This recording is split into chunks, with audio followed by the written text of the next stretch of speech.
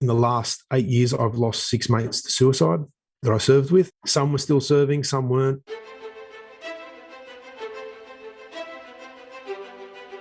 Welcome to the podcast where we track down Australian war veterans, have a chat with them, and hear their stories. I'm Alex Lloyd, and this is Life on the Line. The single greatest sacrifice I've made is my family. We weren't out there to take country. We were out there to do something. That was our job. I did feel a lot of regret. Friends were still getting killed. It got to the point where, you were going to funerals quite often. Do I lead under fire? And that was a heavy responsibility, I guess, on my shoulders that I didn't want to screw up. War itself is horrific. It's a horror story. It should never be dressed up as if it's something glorious. Not what you can do for yourself, but what can you do for your country. The volunteer for service was in effect to put your life on the line. Craig Ball is a former commando. He passed selection with the 1st Commando Regiment in 2000 and is deployed as a signaller with the 2nd Commando Regiment. He went to Afghanistan in 2010 and 2012. He came on the show to talk about his experiences in the military and the mental health speaking that he does today. Welcome to Life on the Line. I'm Alex Lloyd, speaking today with Craig Ball. Craig, welcome to the show. Thanks, Alex. It's a real privilege to be here. Craig, where were you born? Where did you grow up? I was born in Sydney, in Darlinghurst. The hospital I was actually born in later became a block of apartments, so it's no longer there anymore. But I grew up in Epping, which is northwest of Sydney, and fairly regular sort of upbringing, I suppose, for that part of the world.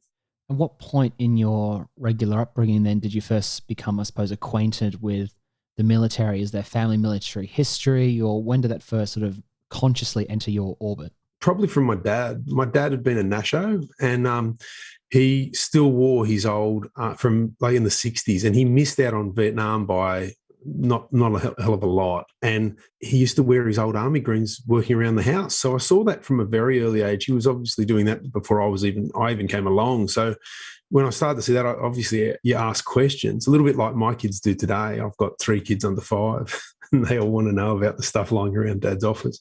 But I also had an uncle who served in World War II.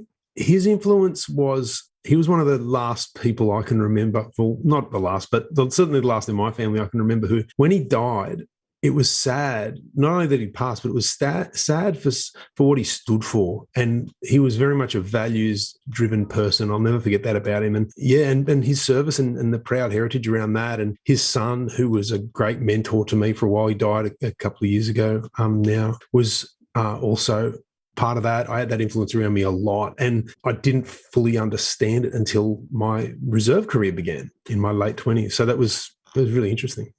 So what do you do upon leaving school and before you get into that reserve career? Well, it was a while between leaving school and getting into that. When I finished school, I had no idea what I wanted to do. I was a mad keen skateboarder throughout high school. And these were in the days before, like I finished at the early 90s. So there was not a lot of skateboard parks and things like facilities to use and to do. And so I kind of was into that. And I found my way slowly into hospitality when I finished school. I'd been working in a supermarket. So nothing that would really suggest that. But I got to a point in my life where, and it happened more than once, but where I had to draw a line in the sand and decide what I was going to do. And for some reason, each time the military became that factor. I had some influences in my hospitality career very early of guys who had been in the Army Reserves and more realistically had been in 1st Commando Regiment Army Reserve guys, and that really stood out to me as something different. And I was only going to learn the further I went just how different that was.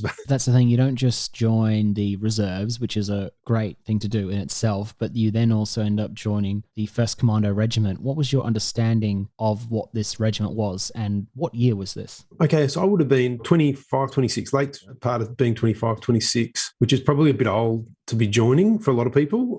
There's probably people who finished their reserve career before they get to that age. So that would have been 98, 99-ish. When I was joining, and I'd, like a lot of guys, I'd read the books, Bravo to Zero and The One That Got Away and this sort of thing. And at the time I was working in a fairly limiting environment as well. So for me, getting outdoors, working in that outdoor environment was a huge draw card. And I guess there was a sense of adventure attached to it from those things. And it is and it isn't. That I suppose, in a lot of ways, as I was to learn. I really did not know what I attempted selection the first attempt. I didn't pass the first attempt. I'm never afraid to share that I was no natural at soldiering, I have to say that much. But with very limited experience, I'd done my best and I'd managed to somehow pass the barrier test, but I really didn't know. And sometimes when I reflect back on it, as being an army reservist in the infantry in Sydney, there wasn't a lot to do. The unit that I was part of was a Sydney University regiment, and while that's really good at training officer cadets as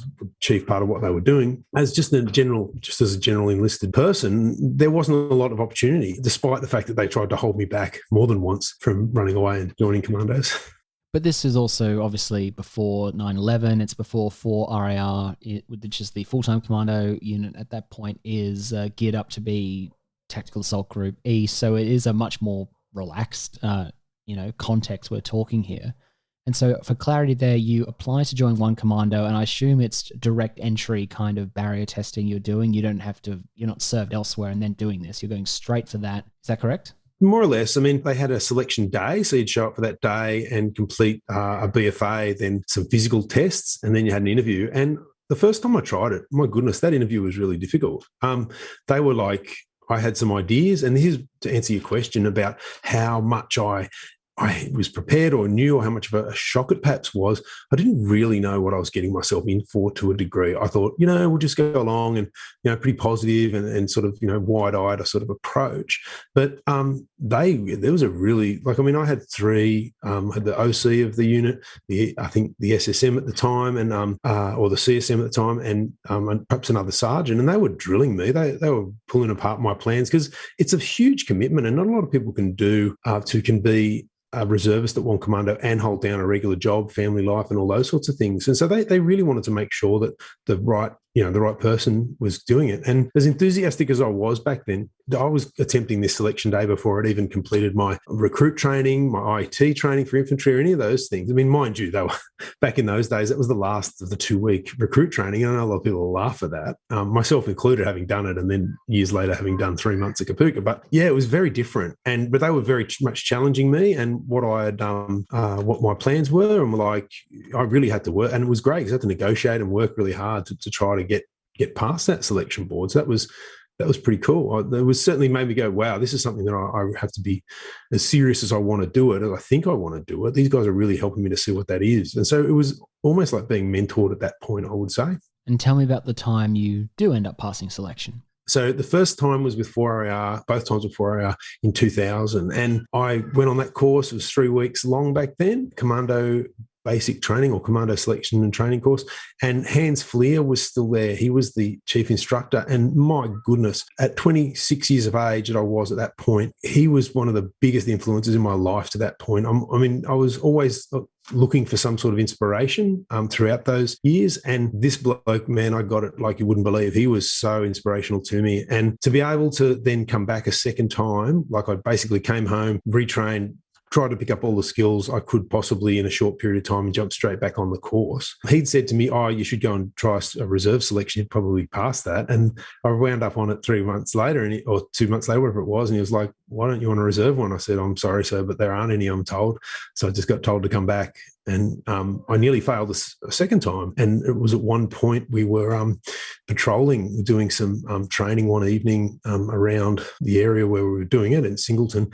And we were getting taught some really, for what was me then, very advanced stuff from what my experience had been, slow movement and recon type skills. And at one point we got back I think it was about 2 a.m, and we were given a few hours to ourselves. And most blokes, like seasoned guys from the battalions, they were just having a nap or whatever. But I knew I had something to prove at that point. So here I am in the dark, shaving, trying to do everything I can to look switched on. And the first thing in the morning, I thought, okay, what can I do? So I went and grabbed the rubbish bag, went around and collected everybody's rubbish. And I went up and dumped it up the top of the collection point, and out walks Hans Fleer, and he goes, "Good morning, Private Ball." I'm like, I'm getting noticed. I don't know if that's good or bad. And not long after that, I'd passed that phase when we finished the bush phase, and I thought, man, here's my chance. And I ended up passing the course. At that time, I thought I knew all the answers, as anybody would, I suppose, being that junior in their soldiering career. And I got the opportunity to go to East Timor, and I always regretted not doing it. I don't regret it anymore, but I did at the time. Took a number of years and probably at least my first trip to Afghanistan with the regular army to get over that regret. The late Colonel Hans Fleer is very legendary in the commando community, so it's great to know that you sort of got to have that exposure and interaction with him. Yeah, he was incredible as far as I'm concerned. And one of the great things later in my career was when he became the honorary colonel. I always felt a bit sad because I thought there's probably young blokes running around this unit who don't really know who he is. And so I always, whenever I saw him, I'd go up and say, "G'day, sir, you probably don't remember me, but you put me through selection all those years ago, and I'm back and I've been making a go of this." And then when he did pass away, I put my hand up to go down to his funeral, and getting given the opportunity to go down to his funeral and represent what was, I was then part of 126 Signal Squadron. That was just such an honour to finish, to be able to say goodbye to someone who, in passing probably wouldn't remember me, of all people, but I remembered him, and to be able to do that made a hell of a difference to me. You end up deploying to Afghanistan about 10 years after you pass that selection, but let's cover that in-between decade first. You pass selection, you're with the reserves for a few years, you leave, you come back to the regular army in 2006. Talk me through that journey. I found it a bit difficult. I was on a bit of the outer. Those relationships, I guess, have sort of been healed, or certainly felt like they were healed last Anzac Day, with some of the guys from the unit who I never felt part of. And maybe I was a bit of an outsider and didn't fit the mold so much. I'm not sure why, but there was reasons I left that unit, one commander, not feeling so great about it. I was busy trying to build my career as a speaker, helping people to improve their lives and that sort of thing. It's kind of tough in Australia. And not only that, it got to a point where I realised, look, in order to do anything, I really need more life experience. And I knew Afghanistan was kicking off, and I thought, look, let's have a go at this. I need some direction.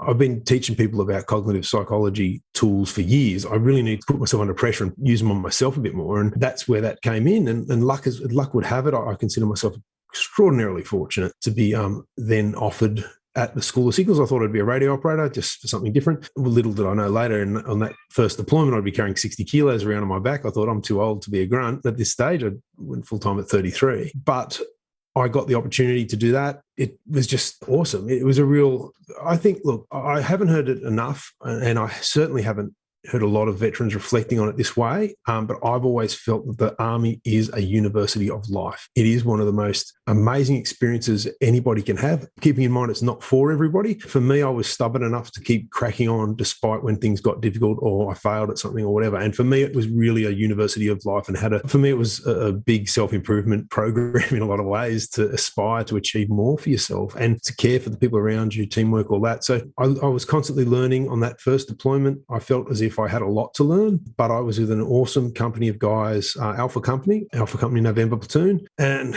wow, because I was a bit older too, I knew I had to compete with younger guys and really had to push myself physically even just to get there in the first instance. So I was committed in ways that I didn't feel I could be as a reservist. I felt as a reservist, I always had my private, my civilian life in the background and back of my mind. And it wasn't until one night we were training up for that first deployment, and we were fast roping into the Afghan village up at Holsworthy and doing night exercises and stuff. And I said to my platoon commander, I said, this is a world away from how I used to feel as a reservist, and probably what would have made me prone to injury or potential accidents. My mind just wasn't as on it. Whereas as when it's your job, it's all that it is, and I was a single bloke then too, you can just commit 110% and just focus, and it's all absorbing. It was just so pervasive and such an extraordinary opportunity that, look, I'm just so glad and blessed that I got the opportunity to experience it.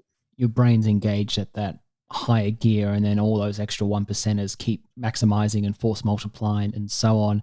Just to clarify, does this mean because you did pass selection many years ago, you're not just a signaller attached to them? Are you beret qualified as well? I am, yeah. Getting beret qualified back in those days was selection and parachute course, but then there was a reinforcement cycle that you had to go through, but it was a lot looser than it is today. Today and in the years that I was there, the reinforcement cycle was a whole program that you got to go through. And I never stopped thinking like a grunt, even it was only a reserve grunt, and you still had that pride in your soldiering that I can't speak for other corps, but despite being a radio operator, I still felt the heart of a grunt, and I still felt I understood. And most of my mates, and this is no reflection on my SIG mates, but most of my mates to this day are still grunts from that time, from the Army service, most definitely. And just to clarify for the civilian listener, beret qualified is when you have passed all that selection criteria, the reinforcement cycle, depending on all the specificities of the day, you are regarded, as a member of that regiment. But then often they would have specialist signalers, medics attached to them on deployments like to Afghanistan and so on, who are not beret qualified, but they still fight alongside them outside the wire, but for their specialty roles. So having someone like yourself who's got the beret and the specialty wasn't unique, but I don't think it was too commonplace either. Would that be a fair assessment? It wasn't particularly common, and things were changing also. So things were changing for people from other corps who were beret qualified, and it was getting to the point, because I think SAS started it, where if you passed selection, you could no longer be a signaller. If you'd been a signaller or anything else, you had to become a grunt, which I think makes sense to a degree. However, a friend of mine who I'd known from reserve days, who became commando qualified and was a signaller, he then disappeared on us and showed up sometime later having passed SAS selection and was a signaller. And so it was really funny, because whenever we'd bump into each other throughout our careers, he'd always do that whole one-upmanship and put shit on me as having been from a different, from two commando. I always just laughed, because I was like, well, you've earned it, mate. And he was a good bloke, and I'm really someone I'd really like to be still in contact with, but my goodness, given the life he has, it's probably not that easy. You talk about doing fast roping course in preparation for the deployment and how you're engaged at that higher level now because it's your job. What's then like when you are actually in Afghanistan, you've got the 60 kilos on your back with the radio, etc., and then you're going outside the wire and then doing the job? What are those emotions like? First time you do it, the first 10 times you do it? I'll be honest with you, it was a bit of a relief, because my time inside the wire was spent getting all the comm stuff ready. And I know I'm not the only one who thinks this. A lot of guys who were SIGs and then rolled out with their teams, honestly, it felt easier when the time you got out there. My first deployment was largely non-kinetic. There wasn't a lot going on, although at the end of it, there were some pretty big things that happened. But most of our initial rollout, certainly for the 3.5 months of the 4.5 month deployment when I was with the platoon, it was largely non-kinetic. And I know that this frustrated a lot of the guys, but it was just an incredible experience. And my God, that country, if only they could open it up to tourism, it'd just be the most amazing place, I think. I know images always make it look beautiful. What months are you there? I'm there from February until June, July, that sort of time. So you're there for the disastrous helicopter crash? Yeah, members of the November platoon. Rest in peace to Scotty Palmer, Ben Chuck, and Tim Applin. I'd pulled out of the platoon about a week before that happened, or 2 weeks before that happened. I had a real problem, and look, I don't want to mention names or anything, but I had a real problem with didn't get along with him. I didn't think through any fault of my own. I would constitute that the behaviour was very difficult. I'm not going to say anything more about it other than that, but it was just very, very hard. And for my own mental well-being, I pulled out with a month to go, went and worked in the radio room instead. But when that helicopter went down, it's not survivor guilt, but it was certainly the feelings I had. I felt like a near miss, like I thought I could have been on that helicopter. And then I felt that for a few months. And then I caught up with one of my mates who had still been in the headquarter element, who actually got taken off that helicopter like half an hour before it flew out for weight restrictions that they had. And then I no longer had those feelings anymore. Because it was, he came so much closer. I mean, I was out by a couple of weeks, but devastating isn't really the word. It was just so hard. Words can't express, and way more on the families. It was just such a sad moment. And to have things go so quiet for so long and then bang, things happen and stuff goes down like that, it helps to remind you in a lot of ways what's actually going on out there. Perhaps I fell into a bit of a false sense of security sometimes. It's, an incredible experience, I have to say. You described that deployment as overall not as kinetic as some of the members of the platoon might have liked, but looking back, what is a sort of real moment that stands out? The mates, there was a period of 8 days where we went to a place called Gizab, flown in there. The locals had risen up against the local Taliban. The SAS went in there early. We came in as a blocking force. They eventually handed over to us for part of that from memory. And that was pretty awesome. We were sent, I had all my comm stuff. I got a lot of pride in that, delivering that comm service to my platoon and knowing that, we were getting our messages in and achieving all the things we needed to achieve with respect to that. That was one thing that stands out. There were some pretty awesome moments just with some guys that I connected with. Mason Edwards had passed away in the lead-up training prior, back in 2009, around about October. And so to connect with some of the guys who'd been very intimately a lot closer than that I was. I mean, I was at the headquarter element on the outside when that happened, and to be able to connect and develop some pretty incredible friendships with some of the guys that were quite intimately involved in that was one of the biggest ones. And it harked back to another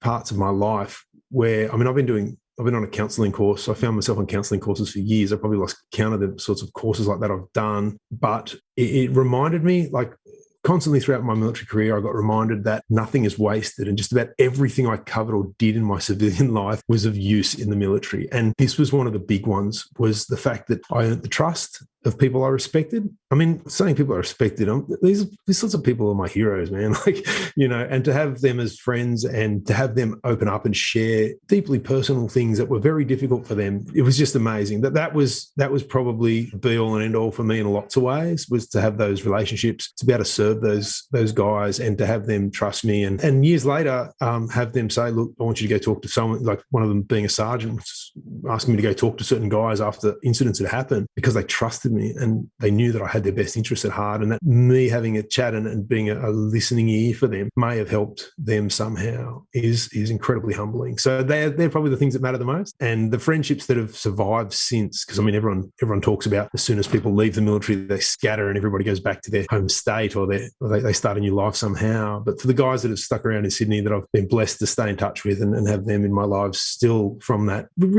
deployment and how we forged our friendships and our relationships is just, it still gives me an awesome feeling today.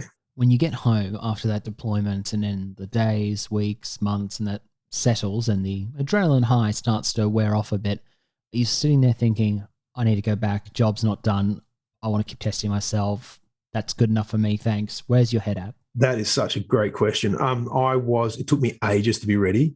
I wasn't ready to go back for a while. I didn't want to rule out going back, but I was struggling. I'll be honest with you. I was absolutely struggling. So I get home. This is probably the joys of being a digger, but I always took the maximum. I'd always work out how much holidays I could possibly take. It was usually 6 weeks, and I'd just go 6 weeks, I'm out. I'd book an overseas holiday somewhere, and that first trip, it was the United States because I'd never been there, and it was a dream to go there. And I put it sort of close to the end of my holiday, my time off. I had 3 weeks there, and in the first few weeks, I just started to decompress.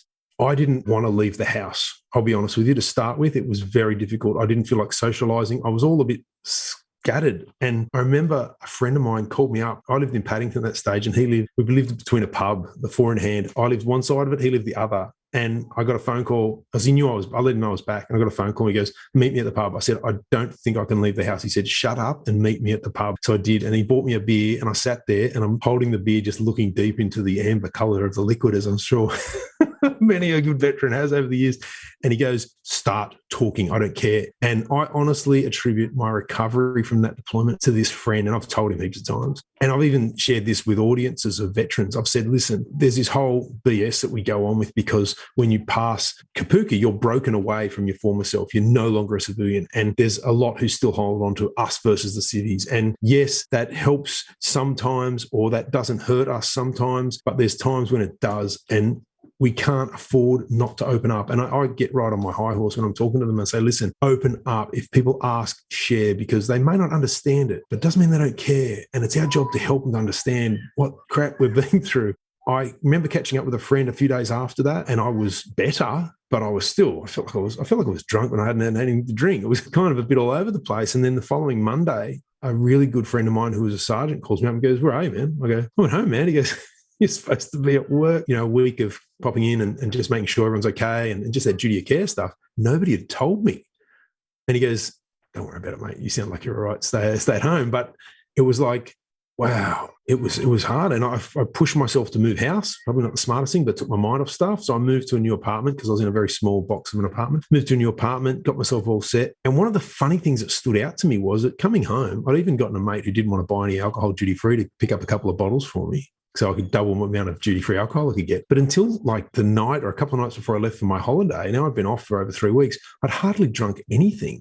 And I was wondering, is that my risk factor or indicated risk factor that I'm not coping well because I haven't just done the social thing or just done what I previously would have done to unwind? Yeah, hard, really, really hard. I struggled a lot. And the overseas trip brought me back to normal. And it certainly was the case on my second second deployment. I had a holiday not long after getting back, and that helped, going away and just letting everything fall where it would in a different environment. It was, I didn't know. I remember in Vegas one night, I must have been drunk and talking to the cabbie, open up to the cabbie, just funny things that occur for you. And it wasn't until months later that I got,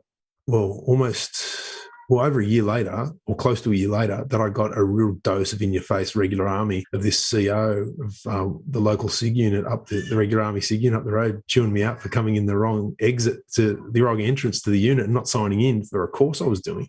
That I went, okay, I'm ready to go back. So, but I really did have unfinished business. And I needed to go back because I wanted to make up for having a bad trip. I mean, I had a working relationship that I could not sustain. I had, deaths of mates that were so, even Mason, although I didn't know him a lot before then, we were having beers for my birthday about a month before he passed. You just, in terms of my psychological diagnosis since getting out, I've been diagnosed with a few things, but they were evident at that time. So I went straight on team after that for 12 months with Tag East, and we were moving around so much that, once a month, you got about a week or 2 weeks at home when you're not doing exercises nonstop. And I can remember drinking and being like, okay, it's now a point I'm not happy with how I feel about this. I might have been drinking half a bottle a night, which probably isn't a lot to a big drinker, but I started to notice behaviors that something wasn't right. And that's when I started to cut back and started to, which wasn't hard for me, thank goodness, but the disciplines which are the principles of why I was there, why I joined the army in the first place, I started to rely on some of those, and that really helped me to pull back.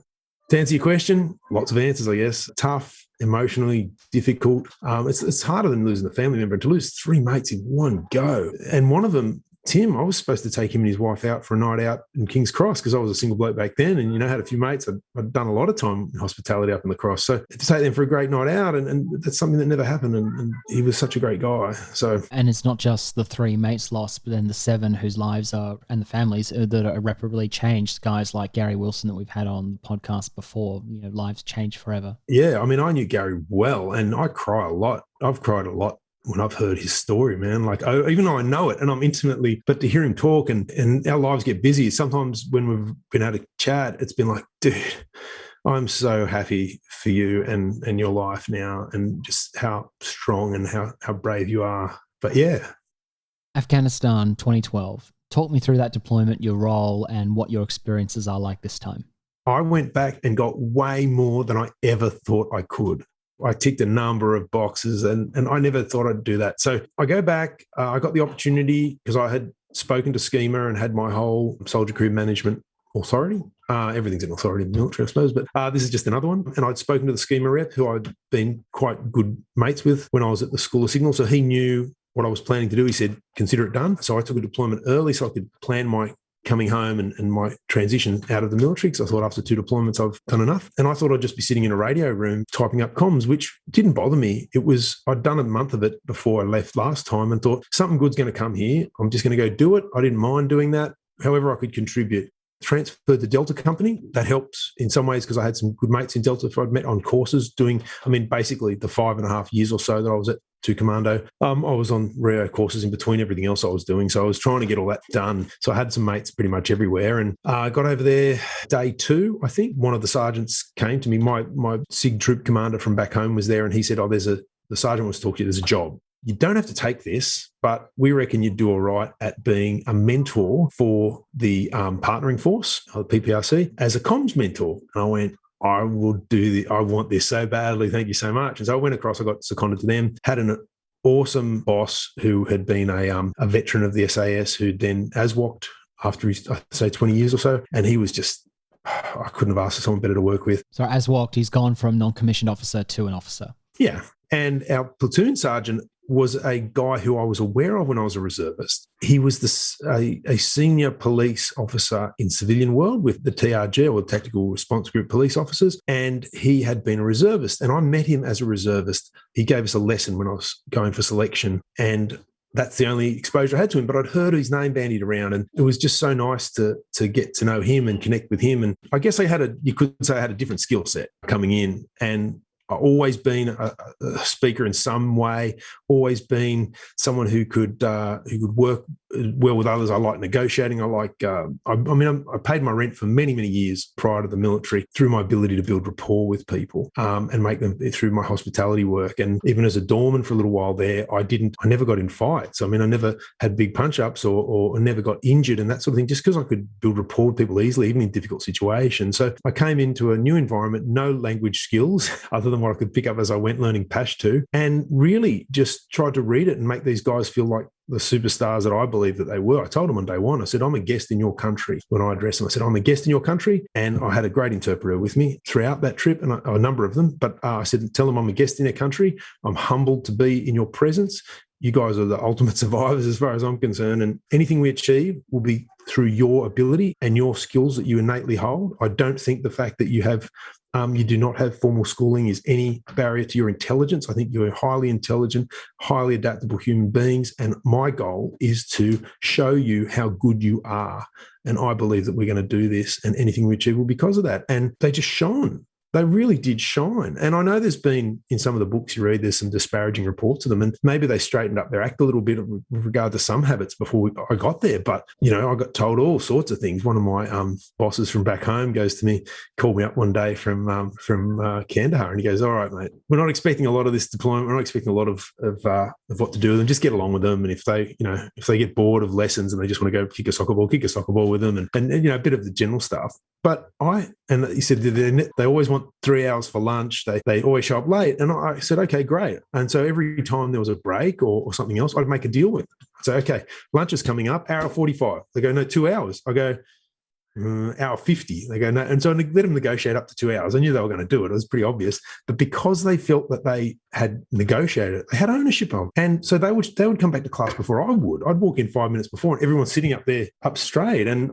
I'd take opportunities in the training to make them look like a legend. So I was taking them through, for example, a refresh on the Icon radio, and somebody got the radio and plugged it into a charger, for example. Now that seems like nothing, but I'd get them to stand up, and normally their culture was very patriarchal, very, very violently aggressive, and they'd get in trouble for even showing initiative. And I'd get them to stand up and get everyone to give them a round of applause. And I remember this one guy, Lando, and I used to call him Lando Commando, and I go, everyone give Lando a big round of applause. Look at he's showing some direction, and just these little things.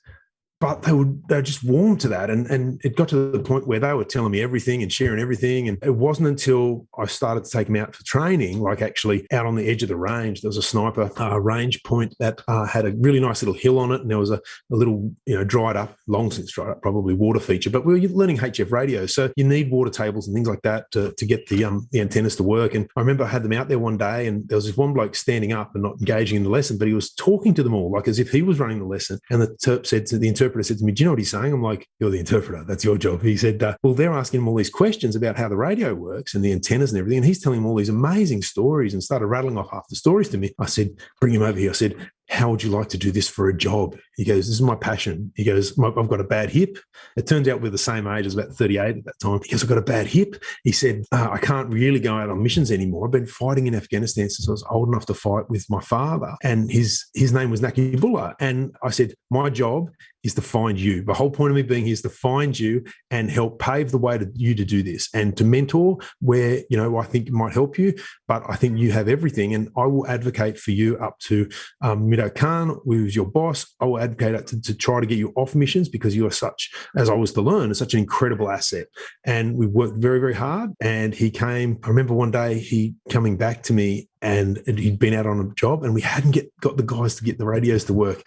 And it was a back and forth, and they'd go out on a job and I'd train them the day before, get them to demonstrate that they could, and off they go, and we get no radio transmission. And I remember one day, it was a Friday, I'd always get them on a Friday because it's a day off. And I remember walking in one day with Paul, who was one of our interpreters, who was the nicest guy you'd ever meet in your life, but he was about my size. I mean, I'm 192 centimeters and 105 kilos back then. And Nakibullah was about my size, but he carried the weight of the world. Like, everybody respected him. And the three of us walked in one day, and there's this poor guy, he's two of them who'd been tasked with doing the radio, and they didn't want to, and they were scared to death, and they thought they were in trouble. And we walked in, and I said, let's go to the radio room, let's have a chat. And they were shaking, and their eyes were like saucers. And I said, okay, please stop. You're making me nervous. I said, what did I say when I first started working with you guys? And they I don't think they could remember their names if I had asked them. I said, I'm a guest in your country, which means you can't be in trouble with me. Okay, it doesn't work that way. I'm here to help you. I'm not here to, you're not in trouble for anything. But we backed and forth, and I got them to lower their guard. And I said, why do you think the radios aren't working? And they said, the radios aren't working because we don't believe they can work. And I went, oh, thank you. And I gave them a big hug, and we all had a big hug. And they were still confused. They didn't know what I was getting at. And I said, look, that's all I care about. I said, look, that truth is what I care about. I said, that's all that matters, because I said, listen, all I'm here to do is for you to trust me. And when Nucky Buller goes out with you next time on a job, and have a go. Now, I'm not going to say that they will or they won't work, but let's have a go and try. Were you prepared to at least try to see if you can get them to work? And they said, yes. I said, perfect. Let's have a go. And it was the next job that Nucky Buller came running back with a video on his phone, and I needed the Terp to interpret it. And he goes, this is the radio's working over 200 kilometers away in northern Kandahar. And I was like, job is done. We've achieved it. And we jumped up and down and had a hug. And it was just so awesome that through their efforts. And I did a huge thank you. And that was getting closer towards the end of the deployment. And a couple of nights before that deployment finished, Ramadan was starting, I think the next day. And Nucky Buller came to see me, and he said, listen, you've been my best friend. I never know if I'll ever see you again. When do you think you can come back? And I had no idea. I said, look, the best I could even hope for would be this time next year. He said, I might be dead by then. And, really painted the reality of that. And I got some photos still of that last meeting that we had. But the next day was my final meeting. Every Saturday we did a meeting. I'd do a comms update and share about what had happened, what was going on with the comms, so that all the platoon commanders from the partnering force were there. There was 3 platoons from memory. And I was also there to introduce my replacement. It's a guy called Brett. And I went out of my way. I didn't have a report that day. And I went out of my way to introduce him and stuff. But I just made it a big thank you. I said, thank you and I used, the big challenge for me was to use language that when it was interpreted would speak to the way that they felt,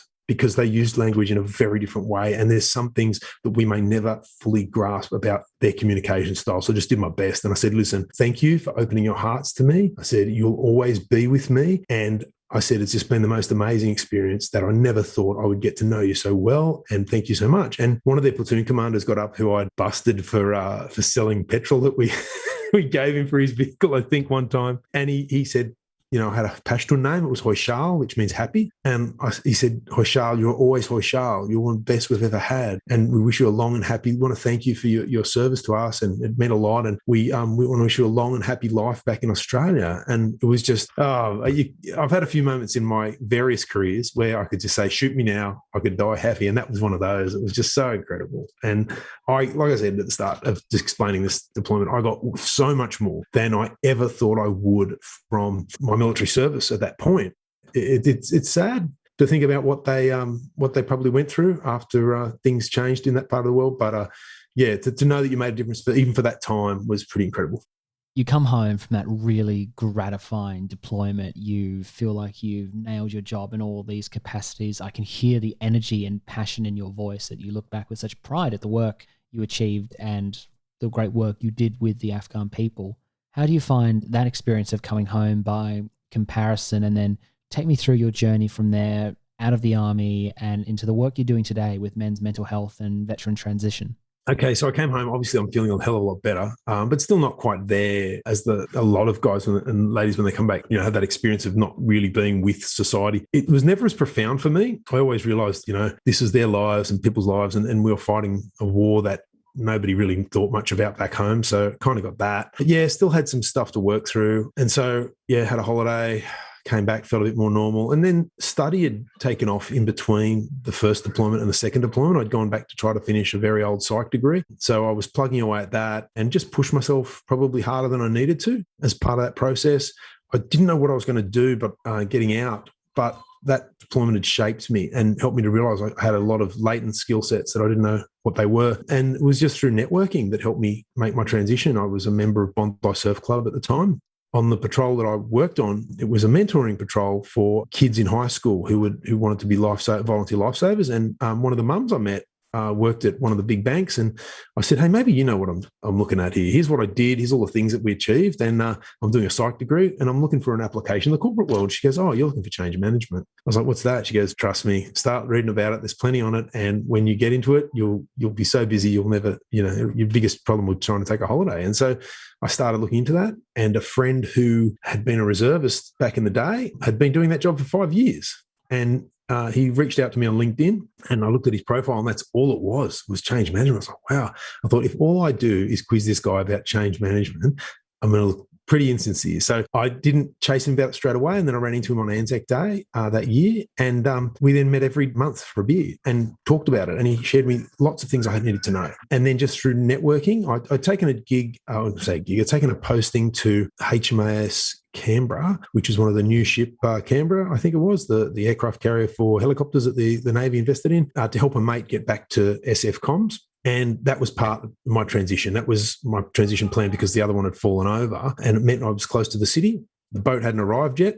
And I know a lot of Navy people wouldn't like me to call it a boat, but the boat hadn't arrived yet. And so I was able to go into the city for interviews, and I started networking through a group called Defence in Business. First night I went there, I dragged another mate along who had gotten out. I said, we're going to network here. And it's because I went back to my old roots of networking. I used to love networking, and met a guy there who worked in one of the big telcos, and he paved the way. Ex-Royal Navy guy, and just really went all out, and I just warmed to it. I was like, oh, this is so good. And he got me interviews with people, and before too long I had a gig, and I'd been working in that. And because that work deals with, and I don't want to delve into the things about change management, but it's the people side of projects and the people side of change in organizations. Well, being a people person and having this modality, if you like, or this skill set that I taught to a lot of people. I mean, in my first deployment, I'd been asked to teach my presentation skills course to some of the guys in the platoon who would be going on their subject one for corporal courses or junior leader courses after that deployment to help improve their presentation skills. And I taught, which is rational emotive behavior therapy. I was teaching that to deal with and how to deal with nerves. And so I had this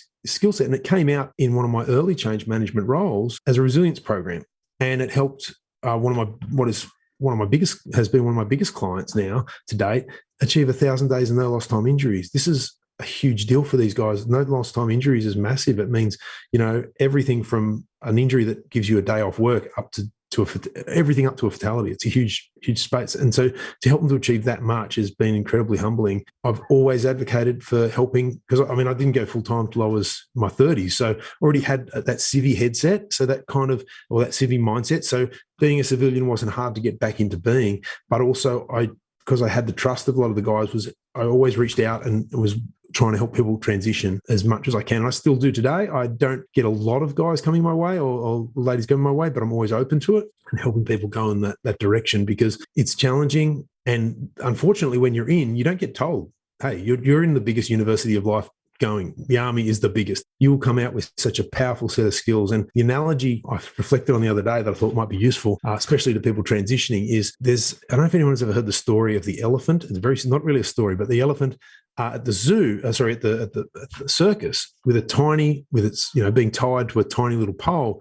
And the kid asks his parent, why is there such a powerful elephant tied to the pole? And it's because it's conditioned from a very young age. And if someone's done 20 years, they're not told. That's the equivalent. You have the power of an elephant versus a tiny tent peg in terms of being a military person getting out. You have so many skill sets that the civilian world just does not equip you with. The disciplines for one, but there's so many. The ways of thinking, strategic thinking, there's so many skills that you have. And I love the opportunity to help people to see that. And some of my mates who I've helped have gone on, they've come back and told me interviews and things they've been through. And I'm like, oh my God, I had no idea I could help somebody that much. So yeah, it's a huge thing. And men's mental health became a thing because in the last 8 years, I've lost 6 mates to suicide that I served with. Some were still serving, some weren't. And one in particular, I was working with him weekly to help him get into my line of work in the consulting space. He already found him a mentor and he just didn't show up to the first coffee with her to do that. And so being through the heartache, and I know what it's like. And so I just decided, let's take my skill set of what's called REBT and make more of a system of it for people to be able to help them and focus on men's mental health. And one of my goals is to deliver and help veterans through that program as sort of like a pro bono thing. It's not the main driver to do a pro bono or anything like that, but it's something that I market to the general public. But I'm always happy to help fellow veterans who reach out, because life's tough enough. And people who are listening, Craig, who might be interested in reaching out to you about this work, how can they find you? My website is changeseminars.com. My email, info@changeseminars.com. You can find me as Craig Ball, men's mental health speaker on Facebook. I have a Facebook community that's free to join called the Men's Mental Health Transformation. I focus on men's mental health just because that's where I've chosen to set up my niche. But I'm happy to talk to any veterans anywhere. It doesn't matter. That's my life's work, is to help and to contribute some way to some people's well-being to somehow improve that. So, well, I love, Craig, that you've taken the excitement, the enthusiasm, the energy you had for working with the Afghan people on that deployment in a comms mentor role to channeling that to Australians in a serious and needed space. I guess looking back in the context of this conversation we're having today, what is the biggest thing that you took away from your time in the military that's enhanced and equipped you for life today? Probably that you can have an effect on your outcome. Whatever you're given, whatever the situation presents itself in life, be that family trouble or anything else, is that you have the power to have an impact on that is positive, and you can turn these things around. No matter how bad they get, no matter how bleak it is, you can turn that around. And the military gives you more than enough skills. Doesn't give you the best coping mechanisms, but it's just how things are. They do the best they can, I guess. But we as veterans owe it to ourselves to do that and to try to find a way. Craig, you've shared a variety of experiences and perspectives today. Thank you for your service, for your time today, for the great work you're continuing to do for our community, and for sharing your story. My pleasure. Thanks, Alex. I'm Alex Lloyd, and you've been listening to Life on the Line.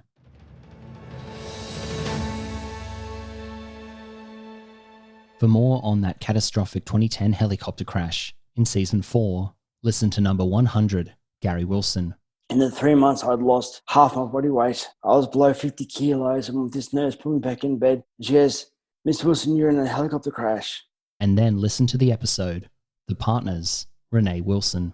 Then the Padre got out of the car and he introduced himself as the Padre. And I looked at him and I remember thinking, well, I'm fucked. That's it. They don't bring a Padre to tell you that someone's hurt themselves. This is serious. Then fast forward to this year and watch on YouTube the video documentary episode, Life After Service, Gary and Renee Wilson. That's sort of what's kept us going together. I just know you're both on the same side. Yeah. You're not fighting. You're fighting with each other, not against each other. Follow us on YouTube, Instagram and Facebook at Life on the Line Podcast, on Twitter at LOTL Pod, and at Thistle Productions on LinkedIn. Our website is www.lifeonthelinepodcast.com, and our email is podcast@lifeonthelinepodcast.com. Life on the Line is brought to you by Thistle Productions. Artwork by Big Cat Design, music by Dan Van Werkhoven. Thanks for listening, and lest we forget.